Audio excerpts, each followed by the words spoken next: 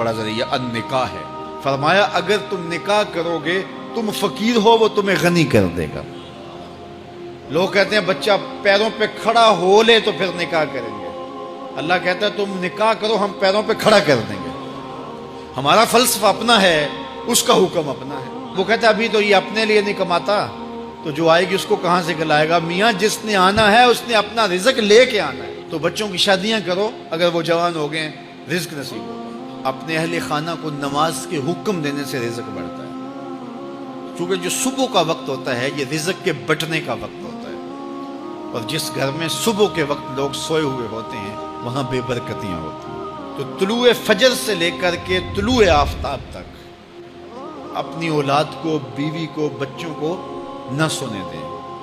اس وقت رزق بٹنے کے لمحے ہوتے ہیں۔ کثیر دعائیں مانگیں، تلاوت کلام مجید پڑھیں، اور نماز فجر مرد حضرات مسجدوں میں جا کے باجماعت ادا کریں، اور گھروں میں جو ہے وہ بیٹیاں بہنیں مصلے بچھا لیں، تو اللہ کی رحمتوں کا نزول ہوگا۔ اب ایک حدیث میں رزق کے اضافے کا ایک اور نسخہ ارشاد کیا گیا۔ میرے حضور نے فرمایا جو شخص یہ چاہتا ہے کہ اس کے رزق میں برکتیں ہوں اور اس کی عمر میں اضافہ ہو، تو وہ اپنے رشتہ داروں کے ساتھ سلوک اچھا کرے۔ رشتہ داروں کے ساتھ اگر اچھا سلوک کرو گے تو پھر تمہارے رزق میں برکت ہو۔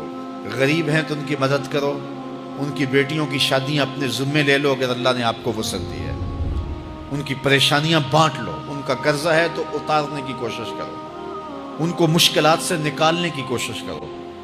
تم ان کو مشکلات سے نکالو گے، اللہ تمہیں مشکلوں سے نکالے گا۔ تمہارے رزق میں بھی برکتیں ہوگی اور تمہارے مال میں بھی برکتیں ہوں۔ فرمایا بہتر صدقہ وہ ہے جو ناراض غریب رشتہ دار کو دیا جائے۔ اگر وہ پھنس گیا ہے، مجبور ہے، ناراض ہے، تو اس کو اگر دیں گے تمہارا نفس اس میں شامل نہیں ہوگا، تو یہ افضل صدقہ ہے جو ہر صورت میں قبول ہی قبول ہے۔ رزق کے اضافے کا ایک اور سبب الاحسان الی الضعفاء، جو کمزور لوگ ہیں ان کے ساتھ اس نے سلوک کرنا۔ الانفاق علی طلبۃ العلم، طالب علموں پہ خرچ کرنا، یہ بھی رزق میں اضافے کا سبب اور ذریعہ ہے۔ وہ حضرت بابا فرید نے کہا نا، چھٹا رکن دین کا روٹی ہے۔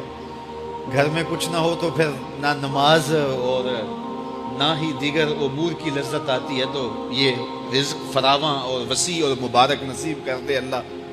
تو اس کے لیے ایک اور وظیفہ میں دیتا ہوں، اور وہ یہ کہ مغرب کے بعد 21 مرتبہ سورۃ الکوثر پڑھ لیں، کثرت ہو جائے گی انشاءاللہ۔ اول خدوشی پڑھ لیں، 5-7 منٹ لگتے ہوں گے، تو سورہ کوثر 21 مرتبہ روزانہ مغرب کی نماز کے بعد پڑھیں۔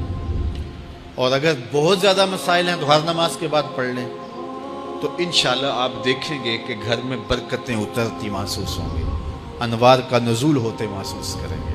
تو یہ وہ رزق کے اسباب ہیں، اگر ہم اختیار کر لیں تو ہم اللہ کی خاص رحمتوں کے حقدار ہوں گے۔